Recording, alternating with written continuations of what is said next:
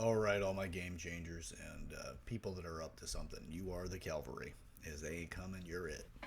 So you can come to somebody else's rescue, but if you're waiting for somebody to come to yours, it's probably not going to happen. You're the cavalry, baby.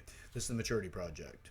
I'm your host, Chad Everett Brewer Shears, and the whole purpose of this is to help you understand the 8 different areas that you can mature in so that you're less likely to be taken advantage of, you're less likely to take advantage of yourself, and you're more likely to have an incredibly fulfilling life by not having any area neglected that would cause you heartache or even possibly life destruction. You know, there's so much that comes out of it because what we get is regularly we get encouraged to focus in a particular area of growth, and we neglect so much more. So get great at something and then suffer for everything else. It's ridiculous that we're encouraged to do such a thing because if you knew this, you'd do something about it. You may not do something right away. I have the farmer's mentality. Just because I planted a seed today or yesterday does not mean that it will give me the benefits of a harvest tomorrow. You also have to learn, right? You have to learn exactly how deep you need to plant the seed. You have to learn exactly what kind of soil does it need, what time of year, how much moisture, what other crop gets planted in that area or around it that can be contributory to its growth and success. So a lot to it. If you use farming as an example, it's a perfect way of, in my opinion, of looking at development. So if you plant something, you put effort in today, don't get upset if you don't see the change tomorrow. One of the big reasons why I do what I do, and there's actually quite a few reasons, but this is my life's work. This is my legacy. This is my life's purpose. Is that as I continue to assess the atrocities that have happened in my life and people that I know and or even big scale where a lot of people know about it, it comes from areas of immaturity.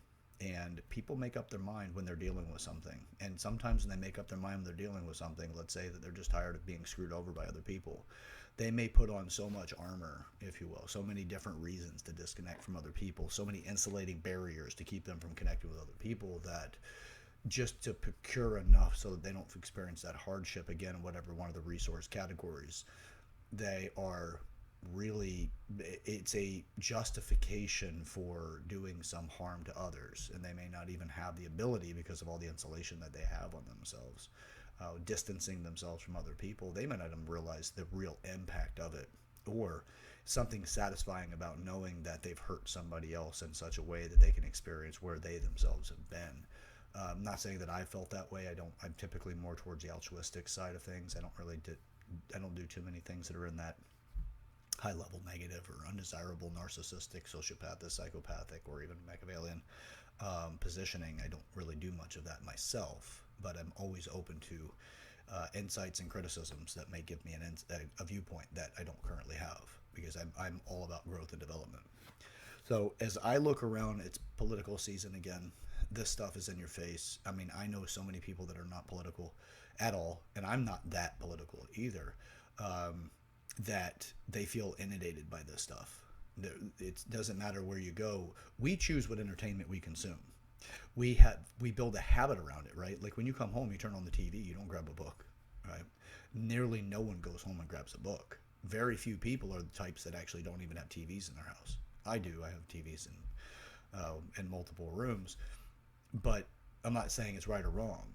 I'm saying that when you come home and you turn on the TV, a lot of times the TV is just to take a break from thinking for yourself and let something else do the thinking for you, and you're just piecing together the puzzles and the mystery or whatever it is, enjoying the humor of it or something, which even humor has a mystery value, right? When you're listening to a comedian, you'll catch yourself trying to figure out where they're going before they get there, because just like, hey, I want to know the punchline, right? You can really get into it.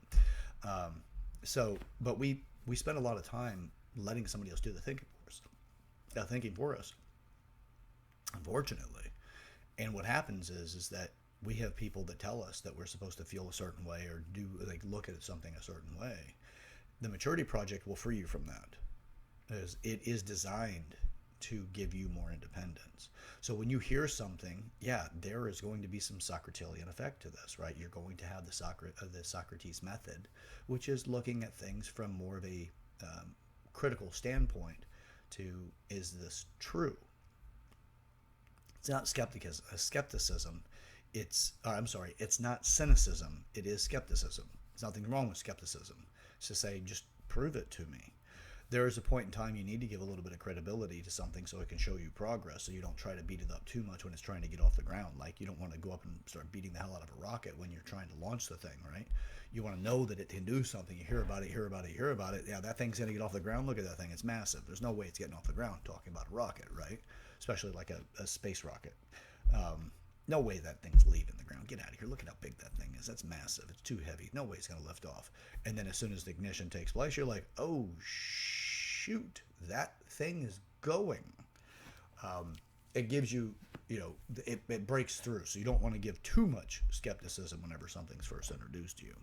But the point of it is what I'm getting to is, because I got a little bit caught up in that thought, is that what we have like politicians telling us how to think. We have mainstream media telling us how to think. I don't like any of them. I don't. For me, I'm not, I'm not that political. I'm independent when it comes to politics. As my category, I'm non-party affiliated because I think for myself. I'm going to look at everything. I'm going to read the bills. By the way, nearly no one reads the bills. Whenever I tell people, what's in it, what I read, and show them, most people are like, well, I didn't know anything about this. Yeah, because you were spoon-fed it by somebody else. This is it. This is what they're debating over. This is the thing.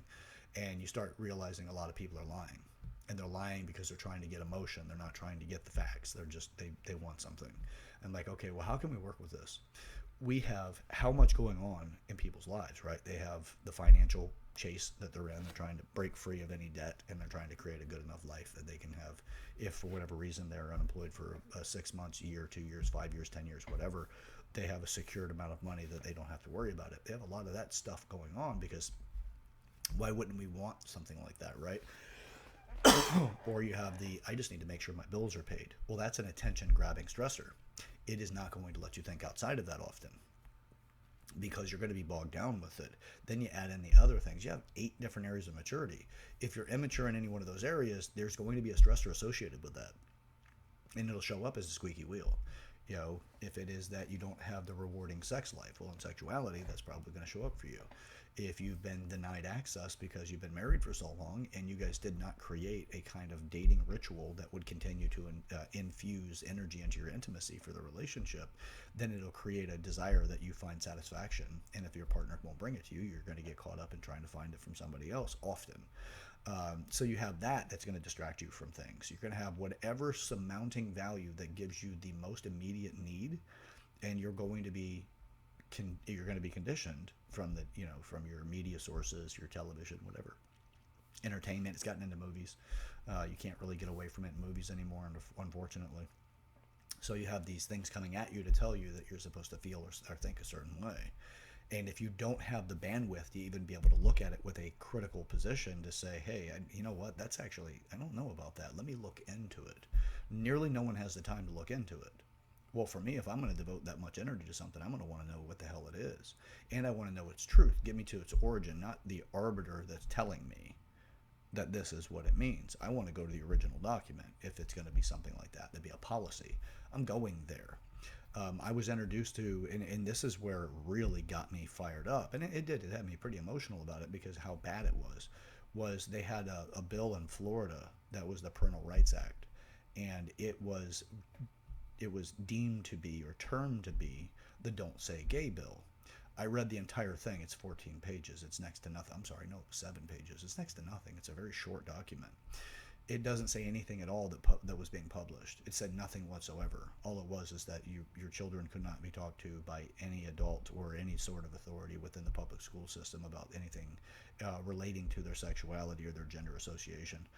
None of that. They were not allowed to be talked about without the parents' knowledge, and if it was, then they could be fired immediately.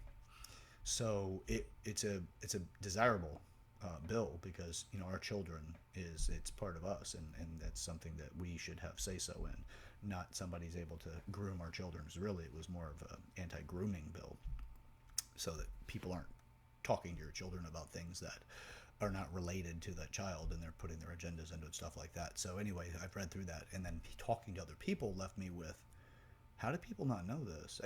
But then I'm like, okay, well, how is it? I'm not looking at it as like somebody's wrong here, in the sense of the individuals that are not aware of, they're ignorant to it, they just don't know, and they've been informed by somebody else that has an agenda that they view it a certain way. Well, like anything you read, you'll always view it from your own perspective. But the thing is that they were purposely and willfully changing the information in such a way that led you to believe that it was something that it wasn't, and it was a complete and absolute fabricated lie. And that left me very frustrated. So I'm like, okay, well, you can't go after all the people that have the negative agendas like this.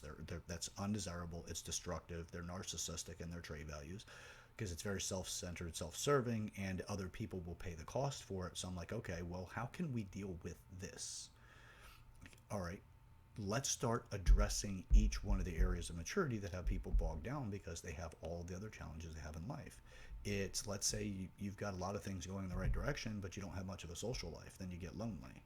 And what comes with loneliness is another stress value. Then comes self-doubt. Then you have ideas that don't get tailored back into societal conversation, so it can become a wider dysfunctional conversation for you. It can make you believe reality is different than what it is for so many other people, because you're isolated in a way that you've been ruminating on a certain idea.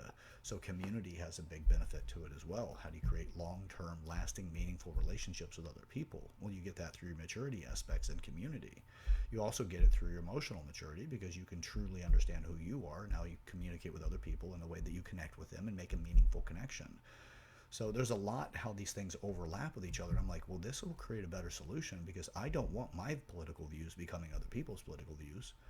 That's not how I do things. I want the diversity that comes from different perspectives, because that's one of the things that makes us as the United States a great country.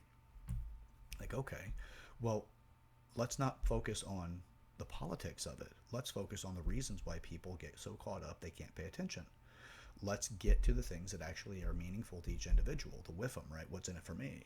Well, what's in it for you? Well, if you're dealing with crushing credit card debt, well, let's talk about your connection with yourself, your validation, what you need to validate you, and also what you need in order to be financially stable, right? First, and then what do you need to do to procure more financial resources, so that you could have comfort enough that you can start investing in things, not only the future in the event that you become unemployed, if that comes up, or whatever, sick or whatever, you can afford your medical bills, or investing in something that actually moves you that much further up in the economic ladder of financial economics. So I'm like, okay, well, I can't tell people how to live, because that's not right either, because there's too many different variations of so many different things and different attachments and different value systems everybody uses. I can't do that. That's not right. That won't work. I don't want the world to conform to me. I don't want to walk around everybody's me. That would suck. Whether different bodies but the same conversation. So that's not going to be a fun thing. I want people to have the resources and thinking mechanics that I have, if I can give that to them, but that's also unlikely. But I'd love to be able to get them to develop their own versions of that, so that they can communicate with me in such a way that we have a very progressive conversation. I don't mean a political progressive, but just in the sense of we can move this conversation to a lot of different places, because we're free from talking about things that are bogging us down. We're talking about opportunities and possibilities, not regret, drama, and bog down. So which one do you choose to be in? Drama will bring you back down. I listen to drama for solutions. Most people get frustrated by that, because they're going to sit there and vent away and talk about whatever that gives them some sort of credibility values. But here's the thing that actually is interesting. If somebody's really caught up and they like to talk about drama, and then you give the intervention, which is, I'm not too big into drama, I'd rather talk about solutions. What can we do about this and make things better, including for the person that's being highlighted as being the negative value? Well, typically that cuts that person off. They don't really want to communicate with you as much, because you're trying to create and propose solutions. They're trying to create connection through somebody else's misdeeds or misdoings or whatever, because that's typically what drama is, somebody else's misdeeds or misdoings. It's the negative side of actions, behaviors, and typically it comes from, I don't understand what the person was doing or why they were doing it, but in my mind, it's wrong because I understand what's right here, and therefore they're wrong. So let me paint a picture to the person who's listening to me that this person is indeed not right or they are wrong about something. And it's all about rapport building and that. Well, when you have that type of mentality and outlook, you're creating this drama set of values. You are not going to be able to create rapport with somebody that says, let's focus on a solution, not the drama. It's going to be very hard to build a rapport, so they're not going to want to necessarily spend much time with you. You're going to be a buzzkill for them, killjoy, if you will. And your side's like, why would I want to sit around and talk about the negative stuff all the time? I want to come up with a solution. Give me the negative to turn the soil, because that's a big thing for me. And I bring this up often. Turn the soil. That's all it is. You know what turning the soil is? It's simple. Turning the soil is the same as the farming thing. Again, back to that. Turning the soil is where you also put in new nutrients. You can put in a lot of shit to turn the soil. And I mean, like literal shit, like manure. From all different, they typically like cow and horse and stuff like that. You could take fish, like the Native Americans taught the colonists, use fish in the soil, and it helps create more of a bountiful, harvest the next season because you've given the plants the right nutrients. They didn't teach them the nutrients concept necessarily. They gave them the mechanics of it. Put this in, you get that out. Not necessarily the logic of it, or, well, it's kind of a logical value too, but not necessarily the details of why, because they didn't have that much of the science values of it, but they understood, do this, you get that. Well, let's teach people that. So they did it. They taught their generations that followed. They taught it a lot. But that gives you a better outcome with the soil. You turn the soil. In a scenario where there's somebody giving me drama, well, I see they're turning shit. They're turning manure for their own purposes, but I want that to be a fertile outcome. So I'll take that and shift it into the ground, if you will. I want to put that into the foundation because I want something better to come out of it. I want to use that for a better outcome versus continuing to pile up more, because you can only get so much before you become a shitty person. Too much drama, shitty person, right? So I have started learning more of the tactical approach to that, but that's not for today's video. That's something for later on at another time, because it's going to require that I put together some real workbooks or some workshops or something around it to really turn that into a powerful position. But just know you can turn that. It's just, you hear the negative, how can you come up with a desirable outcome positive? Then you have to, how do you get the person that's spreading that negative to become more of an advocate, maybe a potential ally with you to create the desirable outcomes? Some people, they're just spreading drama because it's a clone value. Somebody else has taught them to do it, therefore they do it, but that's actually not necessarily a guarantee, but it's probable. And I'm saying there's quite a few instances that actually is the case. They just don't know how to communicate with other people, so they have to use something like that as their method to communicate. Well, you might free them up and create more meaningfulness, right? This entire channel is about a meaningfulness, create something meaningful in life, just to give you different pillars to work from, the 8 different areas, right? So that you can create a solid foundation, so that when you create your penthouse on top of the life that you've created, which is what we're all after, that high-rise position where you can really elevate yourself and experience something incredibly fulfilling in life. That's the fulfillment platform, which is, you build that off of the foundation, but use the pillars to raise it, right? You don't want one area to be overdeveloped, because that area becomes highly proficient. You create some degree of credibility or authority there, which is very common. And then what happens is people give you that credibility, that authority, but then they do a very unfortunate thing, which is they now give credibility in all the other areas that is of your existence, that you're going to be highly proficient in it. You'd feel good about it most likely initially, until you've been put on command or need to actually use those areas they've assumed you'd be better at and you'd be more developed in. Then they find out you're inept. Then it makes everyone question whether or not, including yourself, you're as good as you are in the area that is your strength, because you weren't aware. You neglected those other areas because of the heavy focus in one. It's just the way that we do things when it comes to our development. That's the 8 different areas. When you start platforming all of those areas, before you know it, your level of fulfillment in life is significant, and no matter what life is throwing at you, you constantly have workability. That snuck up on me, I apologize. But you always have, workability in all situations and scenarios when that occurs. So, all right. With this video, the intention is this. The reason why I'm doing it is because people get manipulated and taken advantage of all the time. Ignorance is not bliss. There's plenty of people who be like, oh, it is. Okay, if you want to look at it from some sort of philosophical position, perhaps you can come to a conclusion that ignorance is bliss. That's a superficial concept. But the reality is that when you realize that you have been ignorant to something so long that somebody else has been able to pull one over on you, you're not going to find ignorant to be bliss at all. you're going to be pretty frustrated and upset about the fact that somebody got one over on you. It's going to make you feel pretty bad, probably like a fool or whatever. Who knows what term you're going to attach to the outcome that you're going to tell yourself about you. Then you have the other side of it, which is what resources did you lose? Where did you get set back because somebody actually got something because of your lack of knowledge? So my thing is this: there's 8 different areas of maturity. When you start satisfying each one of those areas that are the stressors that distract us, as I was talking about earlier, if you got a financial issue, it's hard to see outside of that. Damn it. I apologize again. It's hard to see outside of that. When you have financial challenges, what do? How do you work with that? What you do is you say, well, I got to figure out a solution. Well, what happens whenever the solution for that, or figuring out how to survive, is often not necessarily a solution, but a survival option. What happens is you get really driven for survival. Well, it's hard to think about anything else, and you get stuck on that. How much of life is coming at you whenever you're stuck on that, and what are you missing when you can't focus outside of it? All things to consider. The maturity project's intention is, look, you're not going to be completely mature overnight. Like I say, 1% every single day was 100%. How many days are in the year, right? Within a year's time, you will have grown magnificently if you take 1% on a daily basis. That's it, just 1%. I'm not asking you to take a whole lot, but as long as you understand the 8 different areas of maturity and you put 1% in on a regular basis, give yourself 5 years of focusing on the maturity project and see what it does to your life. You will have a different life. I guarantee it. If you just put intention and interest into it, you're going to have different ideas, different breakthroughs, because something is going to change in your life. You're going to have new information and different places that you can put your effort so that you can break free of the stuff that makes you feel like life sucks now. This struggle sucks. I'm suffering. Whatever the language is, you will actually outgrow that stuff because you'll now come up with a potential for a solution. I'm not going to give you the solution. You know those areas are places that you can develop yourself in. I'll give you some insights that I've gone through in those areas if I know that that's what you're looking for, so that you can see that there's another way of doing it. But I'm not going to tell you how to do it. That's not how this works.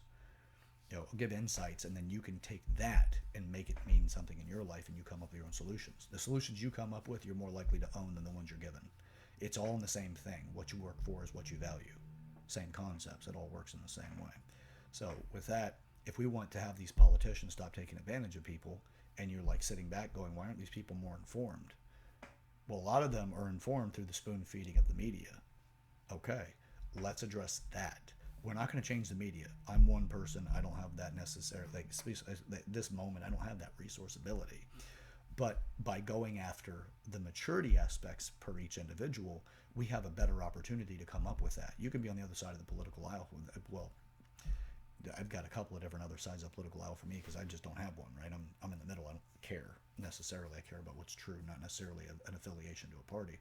So you won't find me saying that I'm a Democrat or a Republican.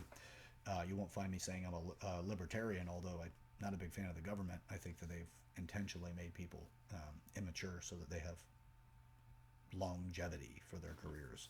I think that's a very big issue that we have with all politicians. I don't care what side you're on or what side they're on.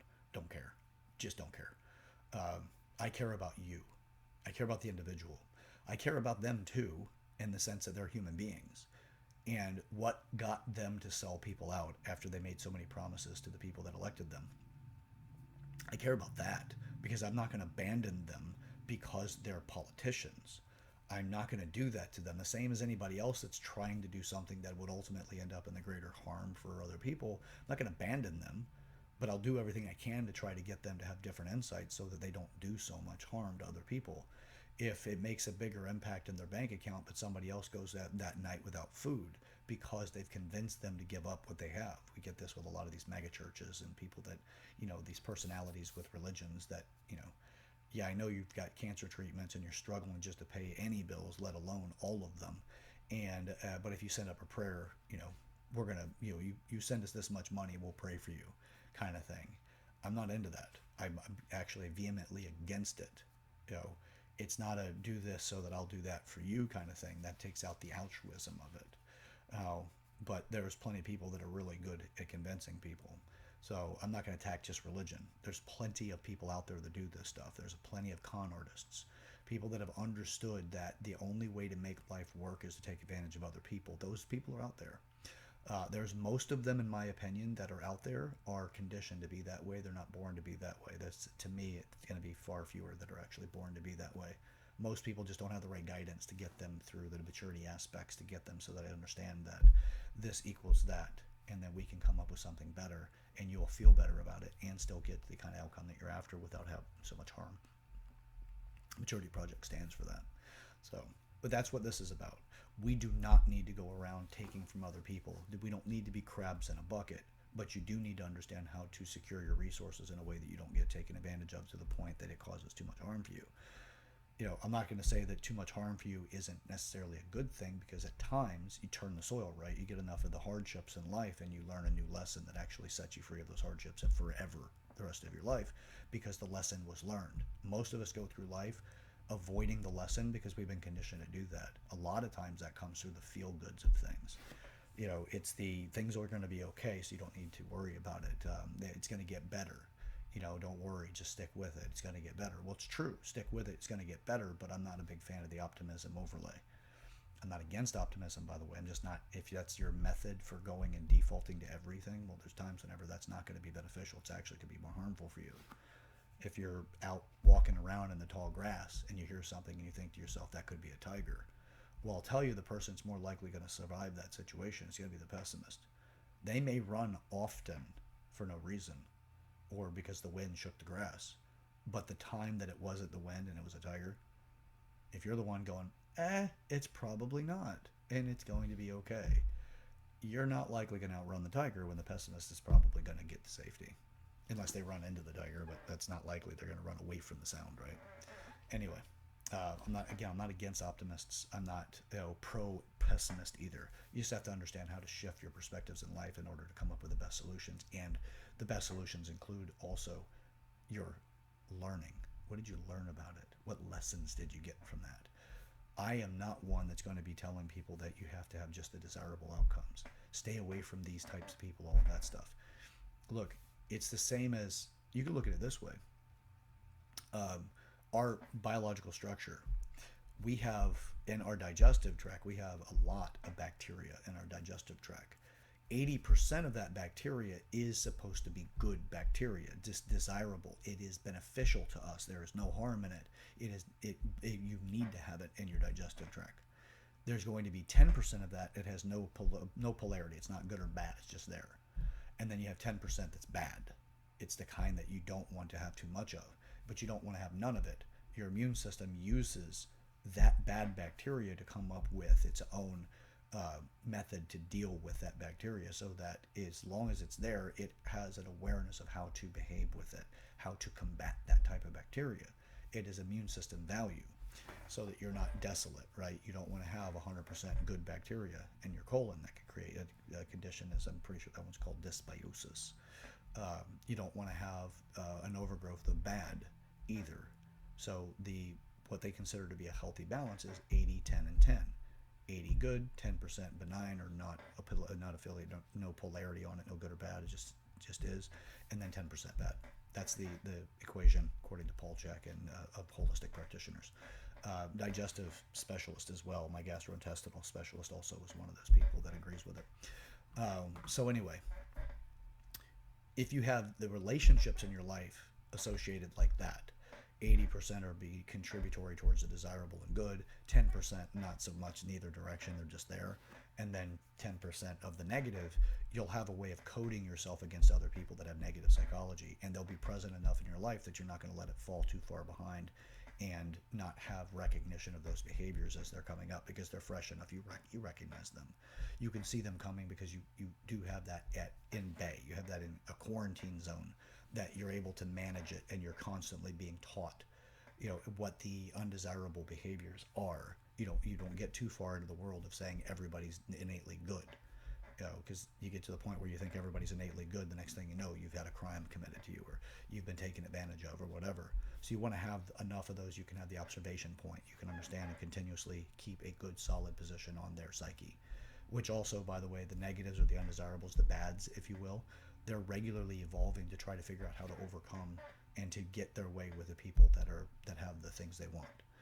So that's why you want to have them quarantined in a place that you can keep the observations on them. You have enough contact that they stay relevant enough for you, but I'm not telling you to open your door and to give them everything either.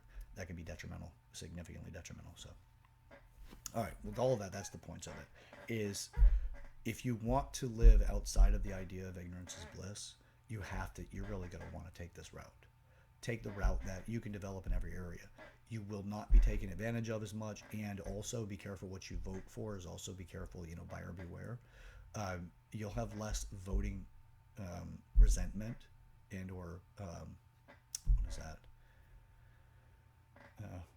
The voter's remorse, like buyer's remorse, because if it's that important to you that you're going to actually take the time to go to actually cast a vote, you'll actually go directly to the bills that are being supported or proposed. You'll be able to get through to them, see them, read them, and understand them, and say, is this person truly that quality person or not? You'll understand a lot more if you do that versus what you're told to think. I refuse to let people tell me what to think.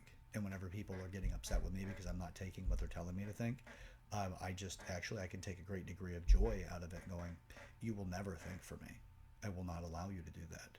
This is my right to think, and I will do that for myself. That's my thing. I love it. This is independence in thinking. Doesn't mean that I don't align with people. I just don't let people that want me to think the way they want me to think get away with it. Now, if we happen to align, fantastic, but that doesn't mean I'm conceding to them. That just means that I align with it. I don't disagree. But when a disagreement occurs, you better believe it happens, and I state it. Because it's the best way to communicate. You put out the reality, the truth of it. Now, when it comes to that 10% of the bad that I was mentioning earlier, the undesirable, that 10%, I may not give them all the information necessary to be able to figure out how to overcome who I am so they can get to my resources. But I am genuine when I connect with them. But I may hold back enough that it doesn't get their hopes up too much, because I know I'll shut them down. But then again, sometimes that roller coaster can humble them enough that maybe they break the pattern and they become, they start looking more for virtue than vice. You never know. Everything's unique, but for all intents and purposes, just for this, the general of it is you keep them around because it's a benefit for it. It does let you know what the undesirables are going to be. It's not going to be. It gives you tools to work with whenever you're dealing with people that are trying to infiltrate you with the undesirable aspects. So, if you ever had a bad relationship, what did you learn from it? If you had a fight with somebody, what did you learn from it? That's the thing with me. My partnerships, my relationships, is if I'm going to fight with you, have our arguments, which I do. I'm not, beyond that. I think that they actually do have a lot of benefits. You just want to make sure you build the right purpose behind it. It's not just an act out of emotion. I want to observe it. I got this from Carl Jung, which is the observe your shadow. Know how much of a monster you can be, so you don't need to release the monster. That doesn't mean you go around, you release the monster on people. You're aware of who you could be. And you've acted out enough to really give you the awareness that you have teeth and claws. You have the strength necessary to break backs. You can do horrible things, but you choose not to, because you understand what it's like to do the other, and you're better off to talk things through to come up with a different resolution than to let that thing out. But you know you've got it in you. That's me. I promise you, I have it in me, and I can be an incredibly frightening person to anyone because I know I have it in me. I choose not to let it out. There's not a person on this planet that I couldn't create fear in, out of letting that monster out. If I let it out, I don't want it to, because I don't want that. I don't want to create fear for other people necessarily. I want to create connection. I want to grow with them. I don't want to shut down opportunities that we could have together. So I choose not to let that monster out. Jordan Peterson talks about this as well. So it's good to know your monster. It's good to know you can be one. But it's also good not to have to use it. Which means if you know how much of a monster you can be, you're going to do everything you can not to let that thing out. You're going to take every option and every course of action necessary to prevent that from happening. It's so much better that way. Than to sit there and be like, oh, I could never, I'm harmless. No, you're not harmless. You're just unaware of what you're capable of. And because you're unaware of it, and you've humbled yourself to the point you've always called yourself harmless, the harm that you will create when you're finally pushed into it will be something that embarrasses you, and you may never be able to forgive yourself for what you've done. nor other people may not forgive you for what you've done. What we see, and this is just to liken it to a great extent, we are raising children to believe that they're harmless. We're raising children to tell them that they should never have a monster. We should never let them go there. And then we get people that go off and they do these atrocities in these schools. Why? It is not the guns. It's not the guns. It's not access to them either. It's how we raise these children. And it's what we've taught them. That's the problem. It's how we have allowed people to be unsafe in this society because we taught them that they're not dangerous. So, but you don't want to go around teaching people you're dangerous all the time either, right? You just want to be able to have it in the right kind of method of teaching so that they understand. Don't do it. Martial arts teaches you this. I learned that discipline through martial arts. It's reinforced. I actually learned it and it was qualified, and details were added to it from the people I mentioned prior, Carl Jung and Jordan Peterson. They've helped me understand more detail values of it. But I learned in martial arts by beating my opponent or my sparring partners that I do have a monster in me if I let it out, but that's a controlled version. It's something that I can control, so I know how much pressure and how much violence to apply if I have to. I don't want to, because I know what it'll do to somebody. And I've had it in a controlled environment. My emotions didn't take it further, but realize how close I came to breaking things. I'm not a weak person in many different ways, but physically I'm also not weak. And to realize that you can really damage somebody and hurt them for life, you can maim them because of a moment of being emotionally past your ability to manage yourself. Well, I conditioned through martial arts to increase that range, so I have a higher threshold, so I don't lose my cool to the point that I have emotionally hurt somebody, because I know what I can do, and I don't want to do that. Know you're a monster. Your ignorance is bliss will deny you access to that. Ignorance is bliss will deny you access to a lot, because it's not blissful. It's only in the moment that it is. The consequences of ignorance is significant, and other people will definitely take advantage of that. So the Maturity Project will dissolve all of that. It's just how much are you willing to learn. And once you understand this stuff, it's not like you have to sit down on it at a desk all day long every day in order to actually get past this. When you have the fundamentals down, you start assessing life this way. It is an incredibly beautiful thing what we're capable of doing once we get there. It changes everything. There's a different type of sensation. I feel calm, cool, and collected most of the time, because I understand even if right now sucks, it's a lesson that I need. Is that lesson will be ready for the future. Something big is always coming. Something big is always coming. The challenges you're dealing with right now are preparing you for those things. Don't take your future away from you. Don't deny yourself growth by arresting your development because you are avoiding the challenge you're currently dealing with, because the big one's coming. Now, that big one may not be a challenge directly on its face. On the front end, it might be the lottery opportunity for you. It might be the great winning for you. It might be you just achieved one of your big goals. There's going to be a challenge to that too. It's not just you won the goal and then all of a sudden you can sit down and the rest of your life it's all easy peasy. No. Same as winning the lottery. Nearly no one is aware that everyone in their life is going to have a conversation at some point in time about the amount of money that you've had, and how many of those conversations are they going to have where they feel like you owe them something because of their loyalty to a friend or whatever. There's all kinds of ways that people see an opportunity with you being the lottery winner that they may be able to have financial freedom or some sort of investment from you.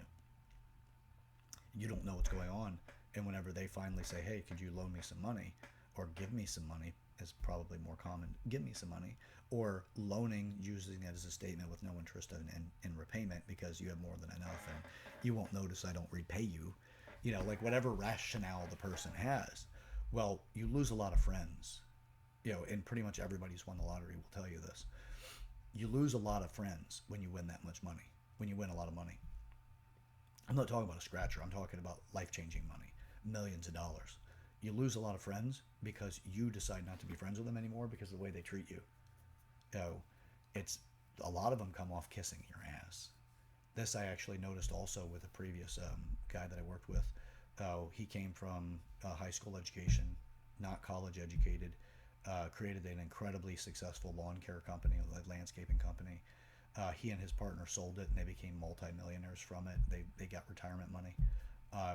When I spent time with him, normally everything was good. But whenever we were out, we did a trip, and then we were drinking. We had a lot of fun, all of this. But I started to realize everybody started to treat them differently. It's like they were kissing up to them and over catering to them. And I'm like, God, I wouldn't want that. I wouldn't want somebody to make me the center of everything. If I'm like, oh, I sneezed, and then everybody's like, oh my God, God bless you. Or you go out and it's like everybody's watching you have fun, and then you're like, well, everybody else having fun. And you just realize that everybody's watching you. They're paying more attention to you than everything else. It's like they're attached to something that they can get from you as long as they keep your favor. I wouldn't want that. That's sycophants.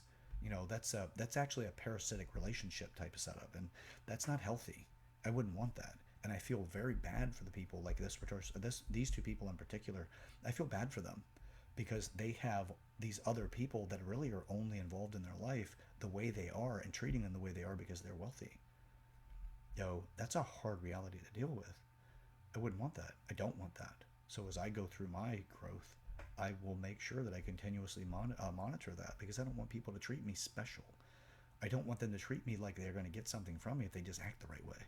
I want them to be sincere and genuine and true to themselves, because that's what this is all about. That is the way of setting people free. You don't need to get money from me. You will make your own. You don't need me to give you the love that you're missing. You will love yourself.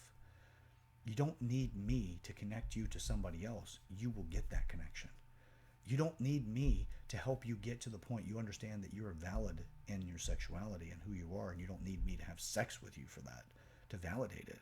You don't need me to tell you how to have a purposeful life. You will understand how to have a purposeful life. You don't need me to tell you how to lose weight. You will learn how to lose weight and not be susceptible to all these diet pills and these supplements and all this crap that's out there, because that stuff is abundant and there's a big industry for it. There are things that contribute to your health, and there are things that are just, they're going to leverage you. You don't need the ignorance. You don't. So ignorance is not bliss. At the moment, sure, you can say that. You could even say this. You could say, would you rather know when you're going to die, or would you rather it just happen? Well, if you know when it's going to happen, you can do a lot to complete your life, and you can come to your terms that you're not going to live forever, and now you actually know when you're not going to live forever, and then you can go through a priority-based approach to things to make sure that you experience the things you want to experience, you say what you want to say, and you complete what you want to complete with your life.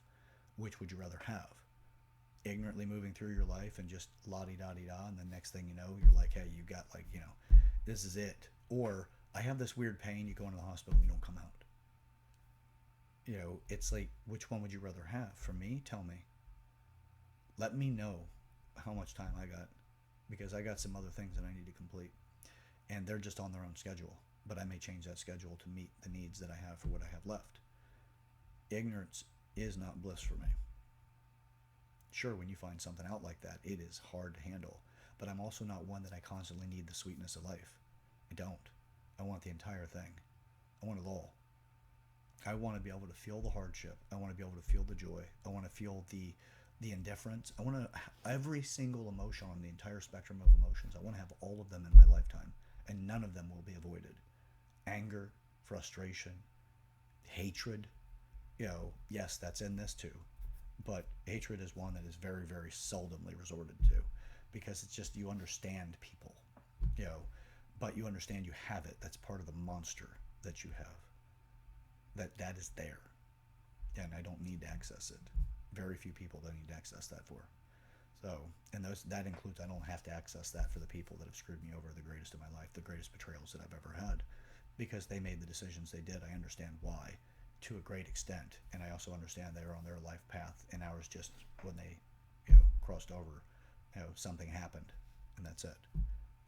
And there will be a humbling event that occurs in time, but they're going to teach a lot of lessons along the way why they continue to be the way they are. That's why it's important to make sure you learn from those things. So, all right, well, that's what I have for today. Ignorance isn't bliss, baby. We are going to do this thing. We're going to do it together. Share this video with the person in your life you want to have a meaningful conversation with. Be a part of your community. Get people enrolled. You want to change your life, enroll other people in it. Know what you want to do. And if you don't, that's okay too. Just like, I don't know what I want in life, but I don't want to continue with what I've been doing. I want to change it. How about we start a conversation together and we make some change together? That is absolutely beautiful.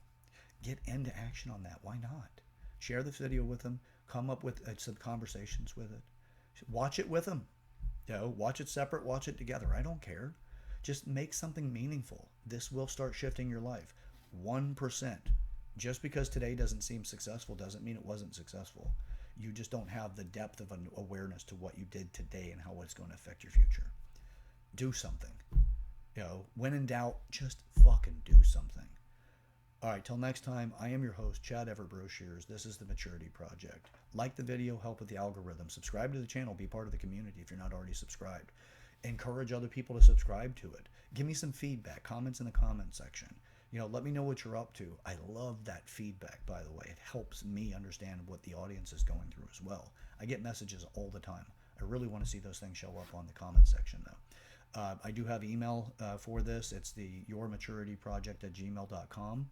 It's YOUR maturityproject@gmail.com. I have some documents. If you send it over, I'll send you this starter pack, 8 different areas of maturity, what they actually are, so you can at least start that process at home, your own way. I'll send that over to you. Tell me what you're up to. I may even start some direction with that as well, as far as like, hey, this is what I've done here, or have a conversation in the show about it specifically. But don't worry, I won't call you out specifically by name. So you can be a part of that community as well. Remember, the road to hell is paved with good intentions. We don't need to continue to make more. This society seems to be on a super highway to hell. We don't need that. We can be the intervention. We can be the interrupters, the disruptors for it. Let's create something beautiful. Let's create something great. Let's mature. Till next time. Join me. Let's get to it. All right. Love you guys. Let's go.